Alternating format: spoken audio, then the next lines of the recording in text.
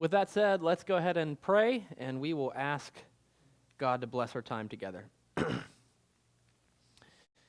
Father in heaven, we do come before you this morning, thankful for another day of life that you have given to us. We thank you for waking us up, and we thank you for giving us the means to get to church. We thank you for warm vehicles, and we thank you that we can come together to really gather ourselves around the study of your word, that we might magnify you, adore you, see you and your glory revealed in Scripture.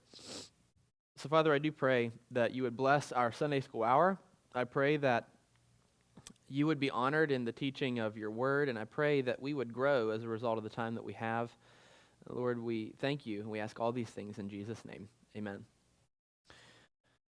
All right, well, you can turn with me in your Bibles to the book of Nehemiah.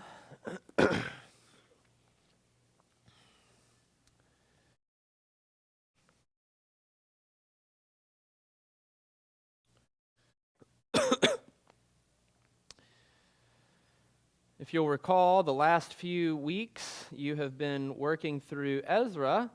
You had looked at Zerubbabel rebuilding the temple. You had looked at Ezra teaching Torah to the exiles who had returned to the land of Judah. And now that naturally leads us to Nehemiah. Now, something for us to consider in our study of the book of Nehemiah is that originally Ezra and Nehemiah were really just one book. They were always considered one book, Ezra and Nehemiah, in the Hebrew Bible. And it was much later in time that they were split into two, as we have them in our English Bibles. And so I will be considering them as one book, Ezra, Nehemiah, we'll call it, Ezra-Nehemiah. And so this is really the continuation of the book that you guys have already been in Ezra. Now, it's interesting, if you'll remember the exile, as we've looked at it at various points in this curriculum, the exile took place in how many phases? Three phases. And in a very similar way, the return from exile occurs in three phases as well, right? The first phase of exiles returned under the leadership of Zerubbabel. There was a second wave that came back under Ezra. And of course, there will be a third wave come back under the leadership of Nehemiah. So it's interesting how that these three men and their leadership and the returns from exile that they led correspond to the three phases of exile in the beginning. Of course, Zerubbabel, we've already mentioned, but we'll say it one more time. Zerubbabel rebuilt the temple, Ezra retaught the Torah, and Nehemiah, in our lesson today, is going to rebuild the walls. And so we'll pick up in chapter 1, verse 1 of Nehemiah. The words of Nehemiah, the son of Hakaliah. Now, as we've mentioned, Ezra and Nehemiah is best considered to be one book. And so, with that being said, this introductory heading here, the words of Nehemiah, the son of Hakaliah, should best be viewed as sort of a heading. So it's not the introduction to the whole book, but it's an introduction to this subheading. We're entering a new section of the book. Now it happened in the month of Chislev in the 20th year, as I was in Susa, the citadel, that Hanani, one of my brothers, came with certain men from Judah. And I asked them concerning the Jews who escaped, who had survived the exile, and concerning Jerusalem. And they said to me, the remnant there in the province who had survived the exile is in great trouble and shame. The wall of Jerusalem is broken down and its gates are destroyed by fire. And so we see here the condition of the walls. Of course, this is going to put Nehemiah into great distress here in just a moment. But the city has not been rebuilt since it was destroyed by the Babylonians prior to the exile. Or during the exile to Babylon. So the city is still in a state of disrepair. That's the condition here. And this is going to really, really stir Nehemiah's heart, as we see when we'll start getting into his prayer in verses 4 through 11. As soon as I heard these words, I sat down and wept and mourned for days. And I continued fasting and praying before the God of heaven. So he's greatly distressed by the condition of the city. He's fasting, he's expressing his mourning, he's praying before the God of heaven. So he's recognizing that God is the creator of heaven and earth. He's the one who sits on the throne. And so he, with that confidence of knowing who God is, he cries out to him, and we see his prayer really beginning in verse 5. And I said, O Lord God of heaven, the great and awesome God, who keeps covenant and steadfast love with those who love him and keep his commandments, let your ear be attentive and your eyes open to hear the prayer of your servant that I now pray before you day and night for the people of Israel, your servants, confessing the sins of the people of Israel, which we have sinned against you. Even I and my father's house have sinned. We have acted very corruptly against you and have not kept the commandments, the statutes, and the rules that you commanded your servant Moses.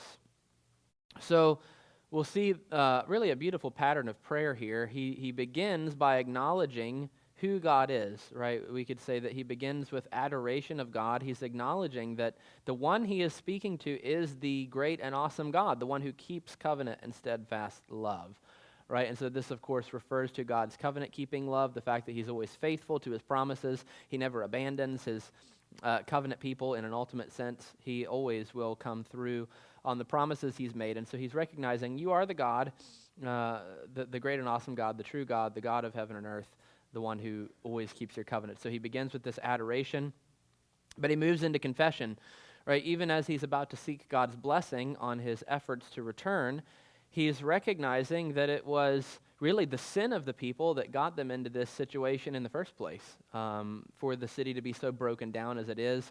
Why? Well, because as we've beat this drum continually in our Answers Bible Curriculum class, that really the exile and the destruction of Jerusalem, all those things were all the result of the curses of the covenant falling upon the people as they had continually, for hundreds of years, refused to be faithful to the Mosaic covenant. And of course, we've looked at Deuteronomy 28 multiple times with the curses that would be incurred from that.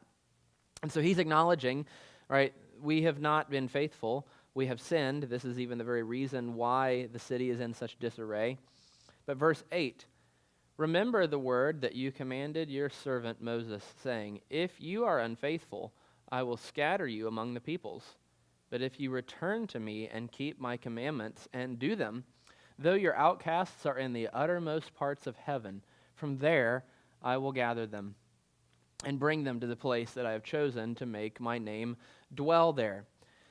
So we've seen Nehemiah's adoration of God in his prayer. We've seen that he moves from adoration into confession of his sin. And then we really start to move into this large section of supplication where he's bringing his requests to God, but he's bringing it on the basis of God's promises. He's reminding God of the promises he himself has made.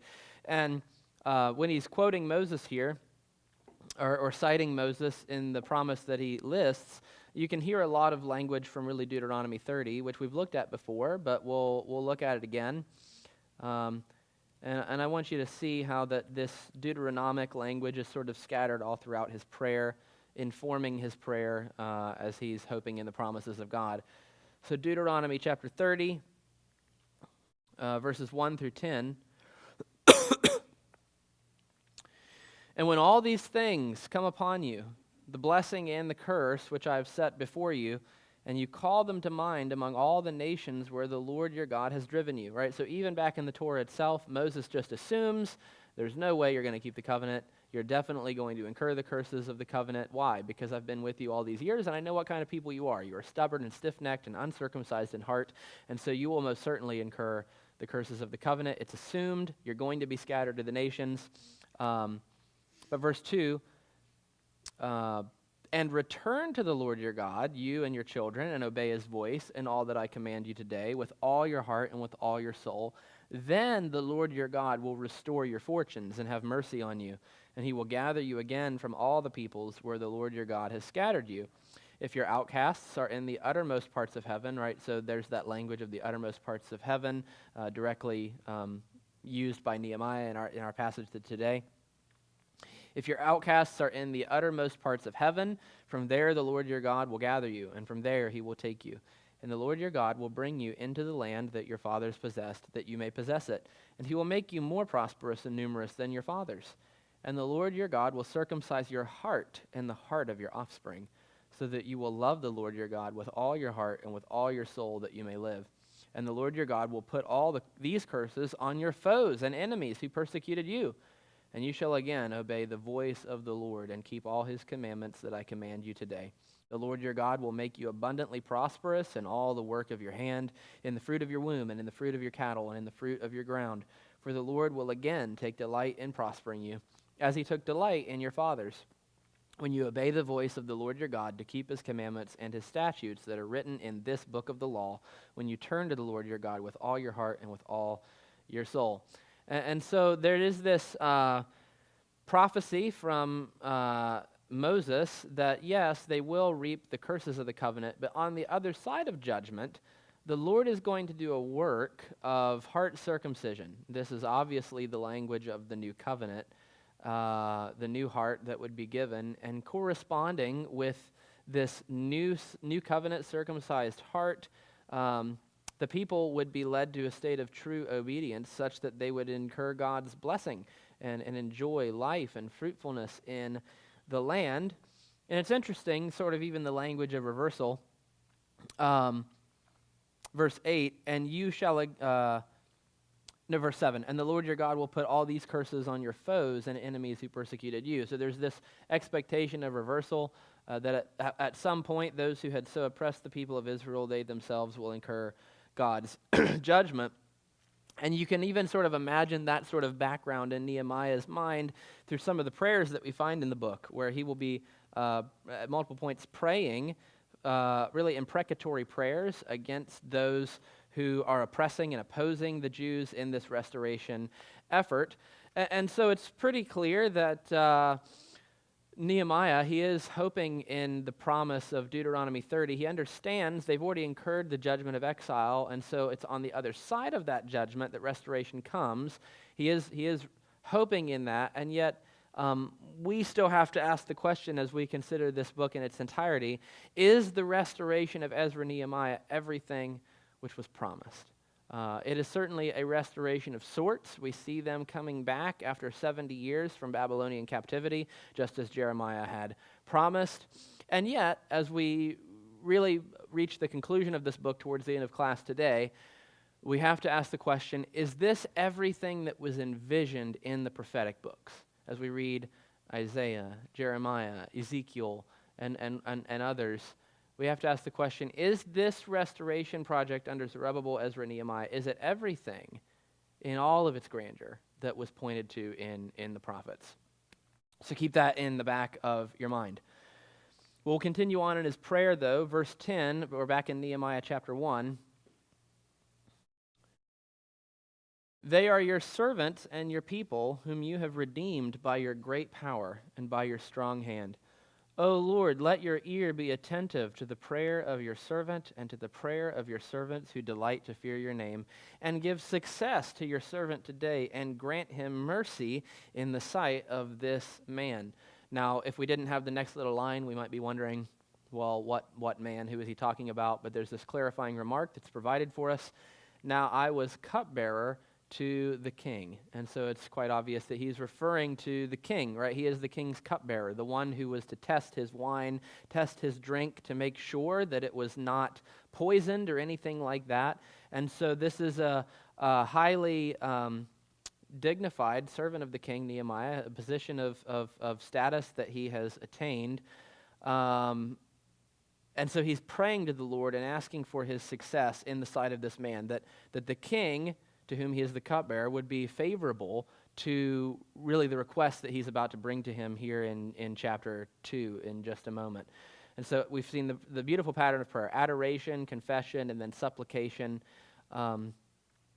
trusting in the Lord to work on his behalf in light of the desperate condition of the walls. So let's move then into chapter 2. In the month of Nisan, in the 20th year of King Artaxerxes, when wine was before him, I took up the wine and gave it to the king. Now I had not been sad in his presence, right? So he's been mourning for all this time, a period of months, over the reality of these broken down walls. He's been fasting, he's been mourning, he's been crying out to the Lord. And yet he has not let on to that in the presence of the king, right? He has not put on that sad face. But it gets to a point where he cannot hide it. The king can tell that something is up. Verse 2, and the king said to me, why is your face sad, seeing you are not sick? this is nothing but sadness of the heart. So he's acknowledging, yeah, there's nothing physically wrong with you. You're not sick. And so for you to have the demeanor that you have right now before me shows that something is very heavily weighing on your heart. So what is it? And then Nehemiah says, then I was very much afraid. He doesn't elaborate on exactly why he's afraid. Perhaps he's afraid that the king will perceive his sadness in his presence as a dishonor, or perhaps he's nervous because he knows the great request that he's about to bring to the king and the weight that comes along with that. But he's definitely afraid here. He's nervous, but he goes on and he's going to say what he needs to say. Verse 3, I said to the king, let the king live forever. So he's even prefacing it by starting, right, I don't mean any disrespect to you whatsoever. Let the king live forever. And so what I'm about to say is not meant to be taken as a slight against him. But he goes on, why should not my face be sad when the city, the place of my father's graves, lies in ruins, and its gates have been destroyed by fire? Then the king said to me, what are you requesting? Right, so it's just sort of, all right, come on, get on to it. What's the point? Get to your point. So I prayed to the God of heaven. Now, we've already seen his prayer in chapter 1, but here, even as the king asks him, okay, what is it you're exactly asking? He then says that he prayed to the God of heaven.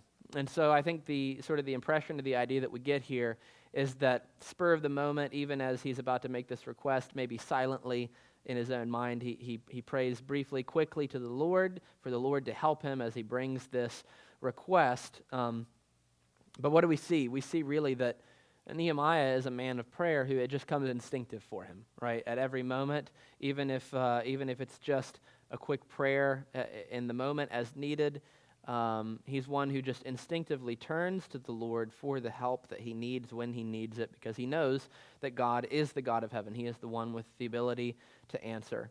Verse 5, and I said to the king, if it pleases the king, and if your servant has found favor in your sight, that you send me to Judah, to the city of my father's graves, that I may rebuild it.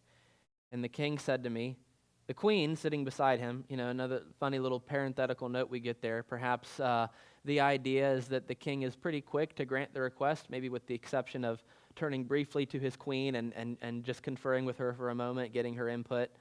But with the queen sitting beside him, how long will you be gone, and when will you return? So it pleased the king to send me when I had given him a time. And so the king is pleased to grant the request. He does send Nehemiah to go and rebuild the city of Jerusalem, with the one caveat that, I need to know at least some time frame of how long this is going to last. I'm not just sending you indefinitely. I need a time frame. But as long as you can give me that, then I will grant my blessing on the project. Verse 6, and the king said to me, no, we already read that. Verse 7, and I said to the king, if it pleases the king, let letters be given me to the governors of the province beyond the river, that they may let me pass through until I come to Judah, and a letter to Asaph, the keeper of the king's forest, that he may give me timber to make beams for the gates of the fortress of the temple, and for the wall of the city, and for the house that I shall occupy. And so we see that he is requesting letters be sent. Why? Because these letters will show and demonstrate the king's official approval of the project.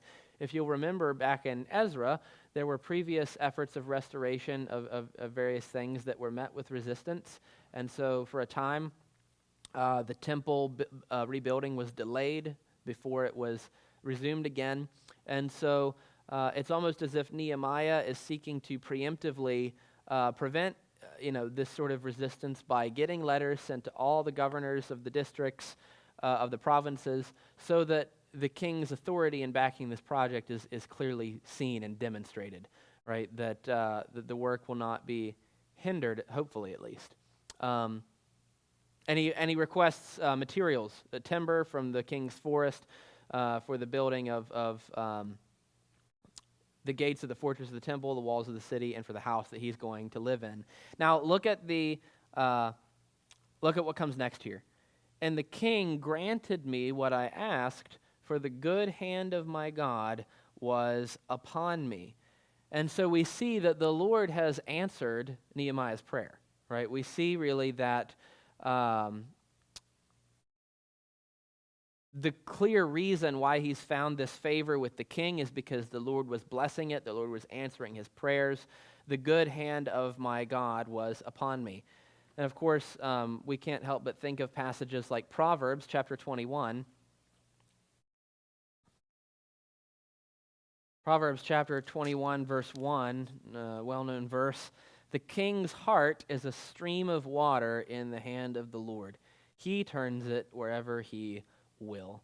And so we see the Lord's comprehensive sovereignty in all things, even to the kings of the earth, right? That the Lord is the one who has the ability to even, like the way that a stream would be turned. The Lord has the ability to move in the hearts of world rulers such that he can guide the inclinations of their heart, the plans of their heart, the thoughts, the motives that they have, such that the Lord is ultimately the one, though there is human agency, the Lord is the one ultimately ensuring that even the world rulers bring about his plan through, though they don't know that they're bringing about the Lord's will, the Lord is ultimately the one who turns the heart of the king so that even their decisions come from the Lord as the Lord unfolds his plan. And so we see that the Lord has been definitely moving in the heart of King Artaxerxes here such that he responds favorably to Nehemiah's request. But this language of the good hand of my God was upon me, this occurs at numerous points throughout the book of Ezra and Nehemiah. Earlier in Ezra, I want to give just a few examples of times that we see this. It's kind of woven throughout in a little bit, in some ways. And this is just for the sake of time, I'm going to be reading from a chart that's provided to me in the ESV Study Bible, page 814. It lists the various references where we see this hand of God.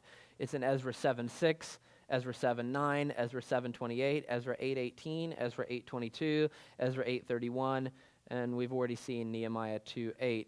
But what is actually occurring in these instances? Well, in Ezra 7:6, the king granted Ezra all that he asked. Why? For the hand of the Lord his God was upon him. In Ezra 7:9, Ezra began to go up from Babylon and came to Jerusalem. Why? For the good hand of his God was on him. In Ezra 7:28, Ezra took courage before the king and his men and gathered leading men from Israel to go with him. Why? For the hand of the Lord his God was on him. Ezra 8:18, Ezra is sent ministers for the house of God. Why? Well, it is by the good hand of their God on them. In Ezra 8:22, on all who seek God, why? The hand of their God is for good.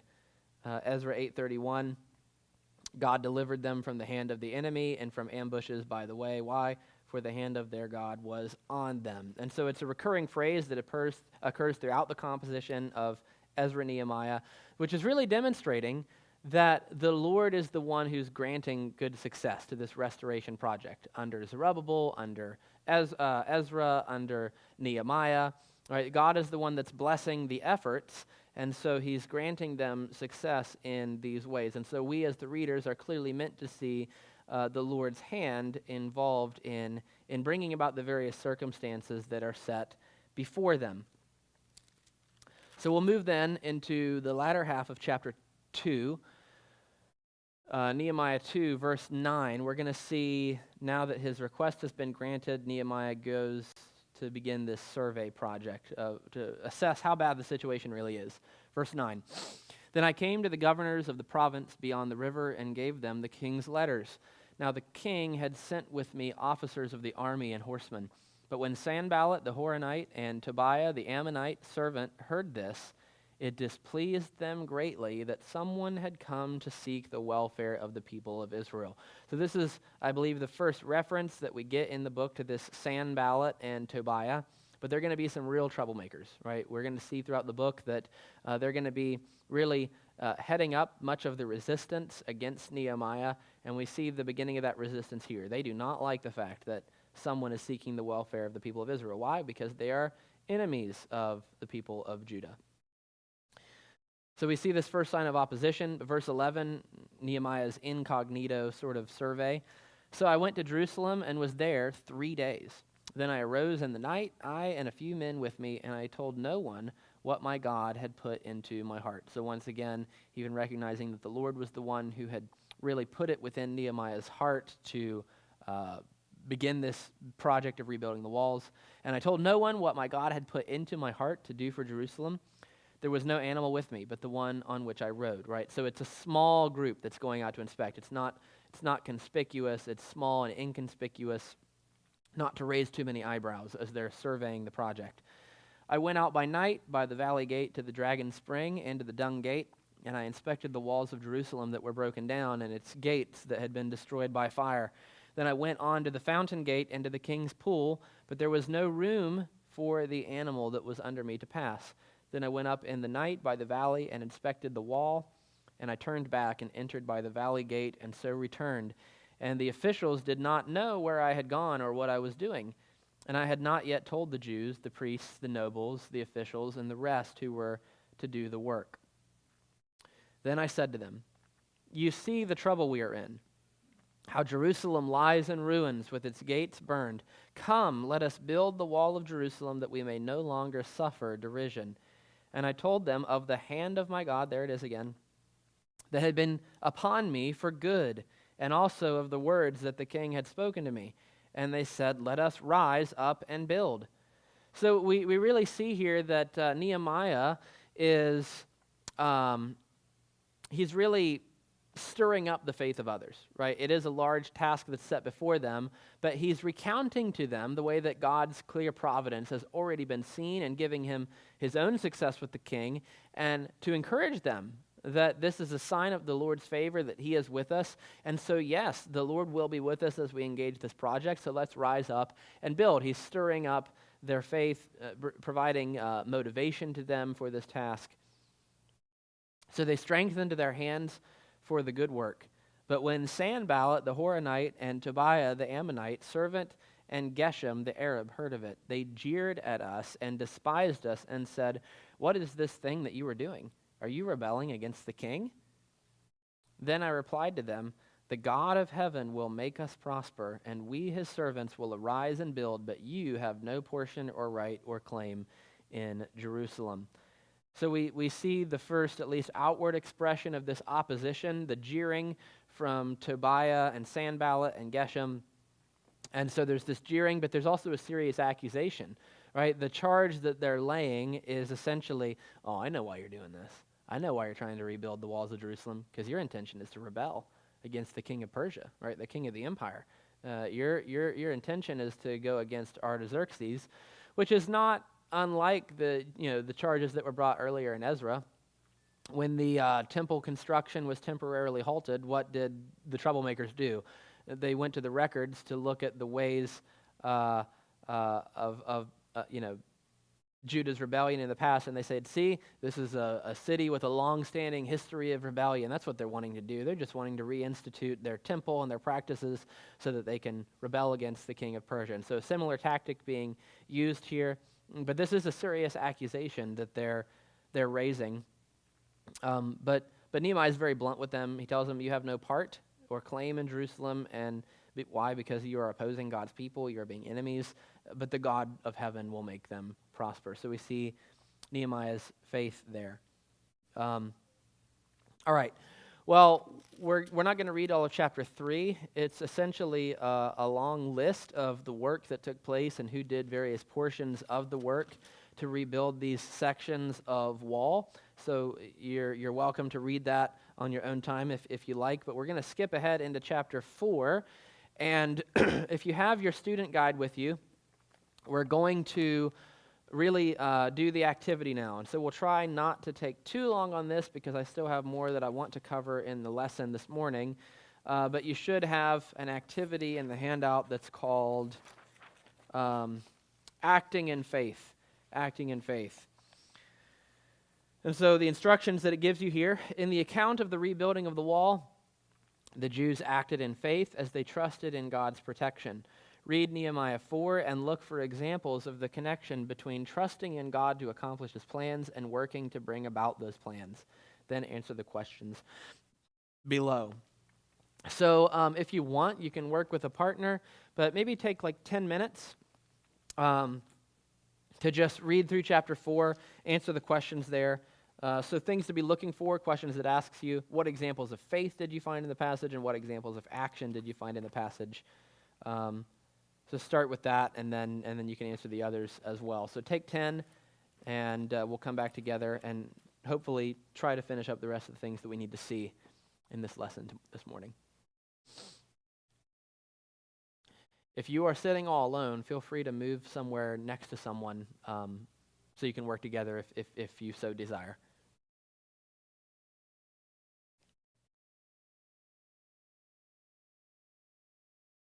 Let's let's come back together, and we'll see what you guys came up with here. For question 1, what example of faith did you guys find in this passage? Just throw them out there.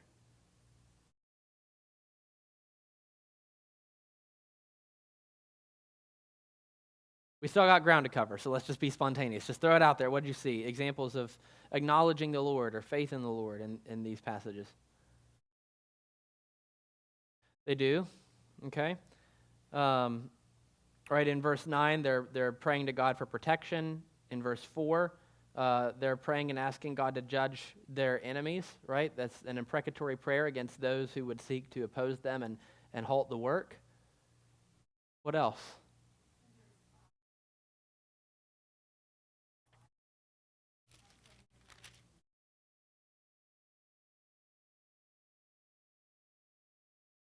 Okay, yeah, sure. They're recognizing that the true offense is against God, first and foremost. Good, what else?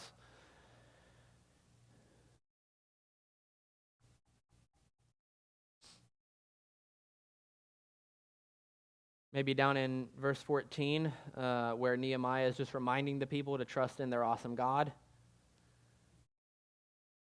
Mm-hmm.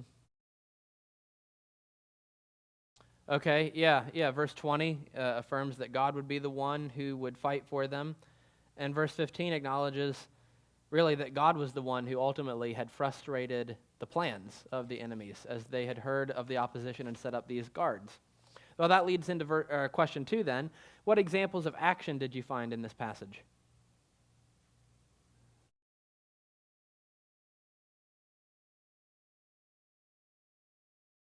Okay, yep, they had a mind to work. They built the wall. Good, what else?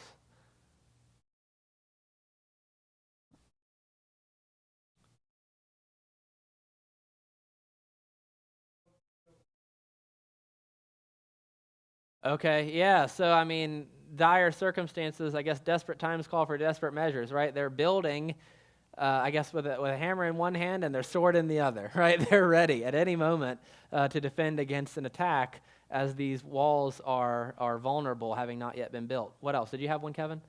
Yeah, that was it. One hand doing also Mm-hmm.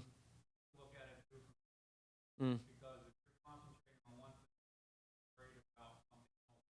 Mm-hmm. You're not totally actually do that in the next 5 minutes with that. Sure. What else? Anything else? Yes. Yeah, right. They recognize that we're spread pretty thin across the wall, and if one area gets an attack, overwhelming the small number at that point, rally to the horn. Right? Here I'm going to expose myself as a nerd again. In The Lord of the Rings, The Fellowship of the Ring, towards the end, Boromir, he needs to call for help, so he's got the Horn of Gondor. What do they say? The Horn of Gondor, Boromir calls for aid, and so Aragorn, Gimli, Legolas, they rush to Boromir. Same sort of idea. When they hear that horn, they know that that's the place they need to rush to defend against this attack that might be coming through the wall. But right, very long hours that they were working, and even in the night shift, there were those who were ready to be guards and whatnot. And so we see lots and lots of action here. Question 3, could God have protected the builders without weapons? Could he? Absolutely, right? I mean, we've seen instances before where God used supernatural protection of the Israelites. Can you think of just a few examples of that? Supernatural protection of the Israelites throughout the Old Testament? The Red Sea, yep. At the Red Sea, absolutely. What else? Yep, yep, that's right. The deliverance from the Midianites under Gideon, and what else?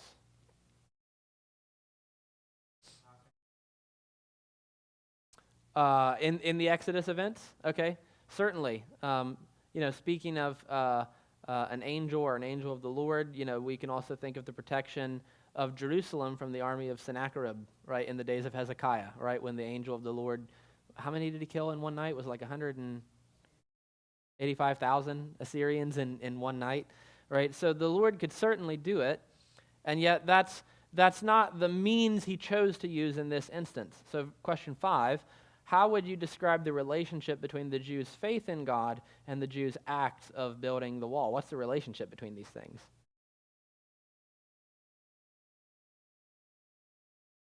Absolutely. Yeah, the faith is driving the action. Any other thoughts on that?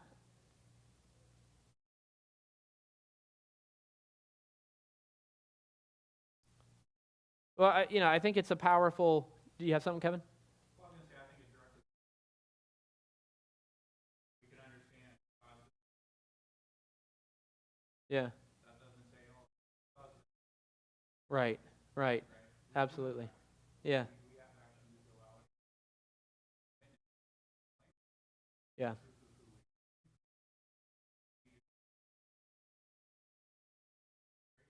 Yeah. Yeah, that's exactly right. That is exactly right. It's a demonstration, right, that the God who ordains the ends also ordains the means. And so the prayers and the faith of these Jews are not by any means at odds with the action, right? In this case, it was actually the Jews' preparedness for an attack that God used as the answer to their prayer for protection. All right, look at even verse 15. When our enemies heard that it was known to us, right? So they see them ready for an attack, so they know, oh, they're onto us. They're ready to repel us, and that God had frustrated their plan. So how did God frustrate the plan? Through the actions of the Jews who were ready to defend against an attack. God used them as the very means of answering the prayer. And so oftentimes the Lord uses our own action as the way of granting the very things that we pray for. So they're not antithetical, but they go hand in hand. But with the last 11 minutes or so that we have, I wanted to talk even more about the opposition. I'll just very briefly run through. We're not going to turn there. But the opposition is just so immense of what they're actually facing throughout this. We've seen the jeering and accusing, mocking, plotting violence. We see the overwhelming task that it's so overwhelming in chapter 4, verse 10. The incessant discouragement, even from some of the Jews. In verse 12, even some of the Jews are saying, you need to return to these outlying lands outside of the city and discontinue the work. So discouragement even from their own people. The difficulties of chapter 5, which we're not going to get into now just for time. Conspiracy to harm Nehemiah in chapter 6. The slander of Nehemiah in chapter 6. Seeking to frighten him in chapter 6. Hiring a false prophet to try to mislead Nehemiah so as to discredit his character in the sight of the people in chapter 6. And then in chapter 6, verses 17 through 19, as we're going to see, even the undercurrent from close insiders. Even close insiders are in cahoots with Tobiah because of these marital relationships, these familial ties, so that even those close to Nehemiah would seek to undermine the work in some ways. But we'll turn to chapter 6. Verses 15 and following to look at the fact that the work was finally finished, despite all opposition. Chapter 6, 15 and following. So the wall was finished on the 25th day of the month Elul in 52 days. So the people had come together with such unity of purpose that they were able to rebuild this wall in less than 2 months, in 52 days, which is remarkable. And when all our enemies heard of it, all the nations around us were afraid and fell greatly in their own esteem, for they perceived that this work had been accomplished with the help of our God. And so it's amazing the way that even all of the way that God had been at work in this was a witness, not just to the Jewish people, but even to the surrounding nations. Even to their own dismay, the surrounding nations were able to acknowledge it is the God of the Hebrews, Yahweh, who enabled them to do this. And that's really the key to how they were able to overcome so much opposition. Really, at every single turn to the work going forward, there was just opposition, not only from without, but also from even within. And yet, it was with the help of our God that they were able to do it. Verse 17, moreover, in those days, and here's even the insiders dissenting, right? Moreover, in those days, the nobles of Judah sent many letters to Tobiah, and Tobiah's letters came to them. For many in Judah were bound by oath to him because he was the son-in-law of Shechaniah, the son of Era, and his son Jehohanan had taken the daughters of Meshullam, the son of Berechiah, as his wife. Also they spoke of his good deeds in my presence and reported my words to him. And Tobiah sent letters to make me afraid. So there's even insiders close to Nehemiah continually just sending word back to Tobiah, trying to undermine the work. Well, what I want to do with the last few minutes we have is I do want to actually turn to the very end of Nehemiah. I'm not going to get into John's lesson too much. I don't want to steal his thunder. Next week, John is going to teach you about the joint effort of Nehemiah and Ezra to bring many reforms, to bring the people to a point of covenant faithfulness, to bring them into obedience to the Torah. So he's going to show you that next week, but we're going to skip past that to get to the very end of the book in chapter 13. So without getting into John's lesson too much, just remember next week he's going to teach you about the reforms that were made, and now we're going to see at the end of the book in chapter 13 how successful those reforms were or were not. And I want to end here because I think that we have to in order to get the big picture of what this book is actually pointing us to. So we'll read it and then we will comment. Nehemiah chapter 13, verse 1. On that day, they read from the book of Moses in the hearing of the people, and in it was found written that no Ammonite or Moabite should ever enter the assembly of God, for they did not meet the people of Israel with bread and water, but hired Balaam against them to curse them. Yet our God turned the curse into a blessing. You'll remember that from the book of Numbers. As soon as the people heard the law, they separated from Israel all those of foreign descent. Now before this, Eliashib the priest, who was appointed over the chambers of the house of our God, and who was related to Tobiah, prepared for Tobiah a large chamber where they had previously put the grain offering, the frankincense, the vessels, and the tithes of grain, wine, and oil, which were given by commandment to the Levites, singers, and gatekeepers, and the contributions for the priests. While this was taking place, I was not in Jerusalem, for in the 32nd year of Artaxerxes, king of Babylon, I went to the king. Remember, he said, when are you coming back? So evidently by this point, he's completed his task, he's returned to the king, so he's not present for a time. And after some time, I asked leave of the king and came to Jerusalem. And I then discovered the evil that Eliashib had done for Tobiah, preparing for him a chamber in the courts of the house of God. And I was very angry. And I threw all the household furniture of Tobiah out of the chamber. Then I gave orders, and they cleansed the chambers, and I brought back there the vessels of the house of God, with the grain offering and the frankincense. I also found out that the portions of the Levites had not been given to them, so that the Levites and the singers who did the work had fled each to his field. So I confronted the officials and said, "Why is the house of God forsaken?" And I gathered them together and set them in their stations. Then all Judah brought the tithe of the grain, wine, and oil into the storehouses. And I appointed as treasurers over the storehouses Shelemiah the priest, Zadok the scribe, and Pedaiah of the Levites, and as their assistant Hanan the son of Zakur, son of Mattaniah, for they were considered reliable, and their duty was to distribute to their brothers. Remember me, O my God, concerning this, and do not wipe out my good deeds that I have done for the house of my God and for his service. In those days, I saw in Judah people treading wine presses on the Sabbath and bringing in heaps of grain and loading them on donkeys, and also wine, grapes, figs, and all kinds of loads, which they brought into Jerusalem on the Sabbath day. And I warned them on the day when they sold food. Tyrians also, who lived in the city, brought in fish and all kinds of goods and sold them on the Sabbath to the people of Judah in Jerusalem itself. Then I confronted the nobles of Judah and said to them, "What is this evil thing that you are doing, profaning the Sabbath day? Did not your fathers act in this way, and did not our God bring all this disaster on us and on this city? Now you are bringing more wrath on Israel by profaning the Sabbath." As soon as it began to grow dark at the gates of Jerusalem before the Sabbath, I commanded that the doors should be shut and gave orders that they should not be opened until after the Sabbath. And I stationed some of my servants at the gates that no load might be brought in on the Sabbath day. Then the merchants and sellers of all kinds of wares lodged outside Jerusalem once or twice. But I warned them and said to them, "Why do you lodge outside the wall? If you do so again, I will lay hands on you." From that time on, they did not come on the Sabbath.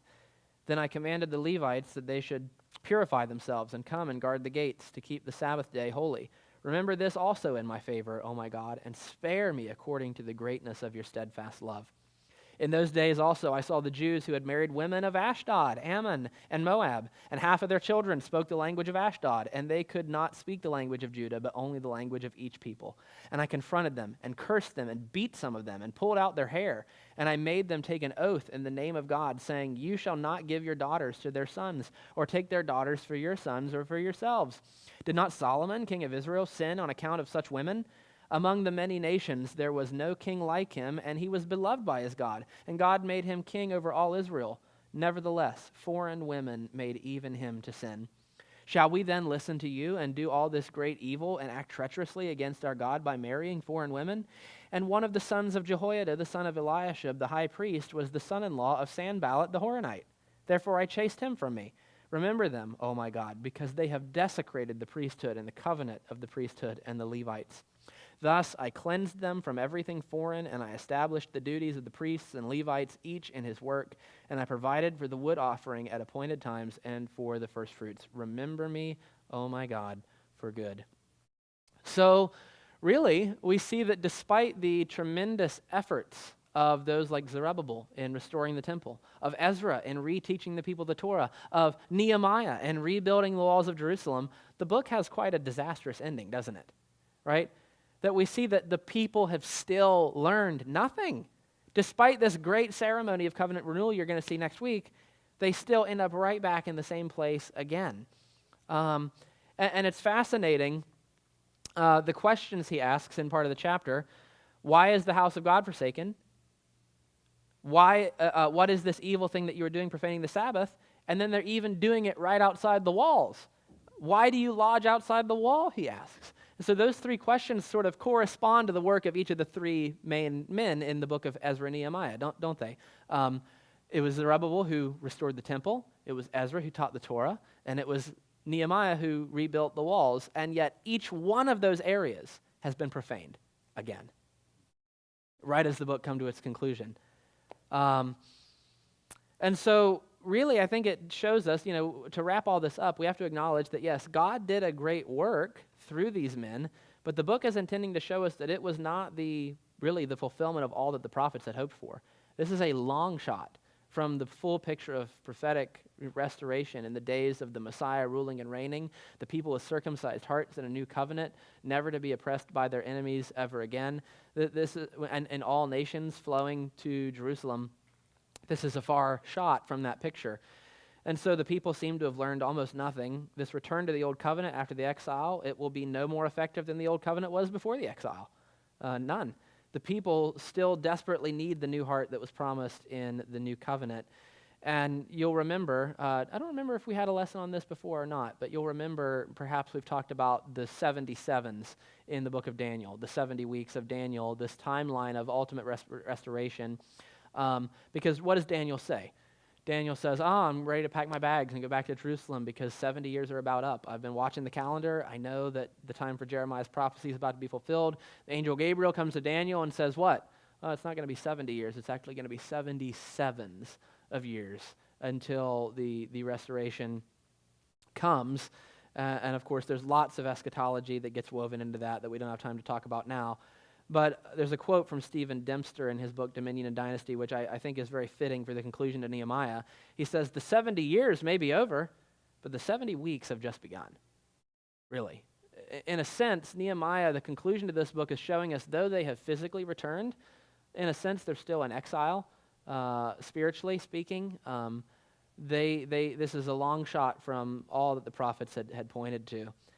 And so we can really see, though, how despite all that, this does lay the groundwork for the context of Second Temple Judaism, which is the scene in which Christ would enter the stage of history, right? And so we see that it is moving the plan of God forward. Those 70 weeks of Daniel have begun, but they're far from over because there is still disastrous disappointment, despite all of the good that has occurred throughout these books. So just to finally apply it, I think that we can see the balance of prayer and action, and we can learn a lot from that. We can reaffirm faith in God to sustain us in his work despite every difficulty that may come. And I think the most important thing really of Ezra and Nehemiah is to see the larger messianic purpose of the book and how it points us forward, right? The message of Ezra and Nehemiah is not to point to itself and say, yay, like everything came to pass always just as promised. God's hand was clearly at work in these things, and yet the book ends on a note of pushing us to look forward. No, this is still not the restoration we had hoped for. You'll remember the people who, when they saw the second temple being built, the people who are old enough to remember the first one, they wept because it was such a squatty little hut in comparison to the glory of Solomon's temple. And so this is really pointing us forward, and this is meant to rekindle more hope in the messianic promises, the hope of the new covenant and the kingdom of Messiah that the prophets have pointed to, because this is not it. And that's how it points us forward to look ahead to Christ. That's Ezra and Nehemiah, and we'll let John flesh out the reforms for you next week. So, all right. Well, who would like to? I would open it up to questions or comments, but we're already past, so we'll just ask: would anyone be willing to pray to close out our time this morning?